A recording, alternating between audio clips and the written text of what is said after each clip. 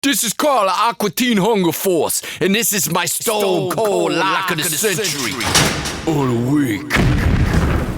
Back in '98, the NFL was torn between drafting future Super Bowl MVP Peyton Manning and future Supermax resident Ryan Leaf, while little Matty Hasselbeck fell all the way to the 6th round. That was a different time back then. You don't know, one had smartphones. If I wanted to look at boobies on the L train, I had to pull out a Skin magazine like a barbarian. There wasn't no Twitter. You want to know how much Donald Trump hates Mexicans? You had to ask him in person. GMs just didn't know that Hasselbeck would ultimately be the pick of the quarterback litter once the strain of 5 MVPs in the Super Bowl took its toll on Manning. And all this time, Hasselbeck still holds up, not unlike GNR's Use Your Illusion.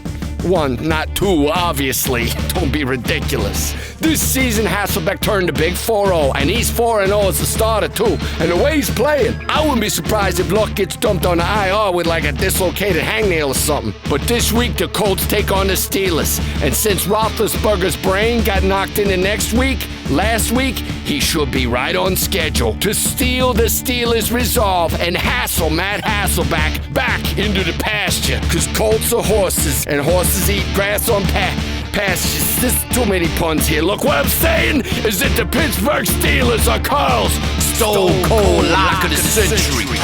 Or the week.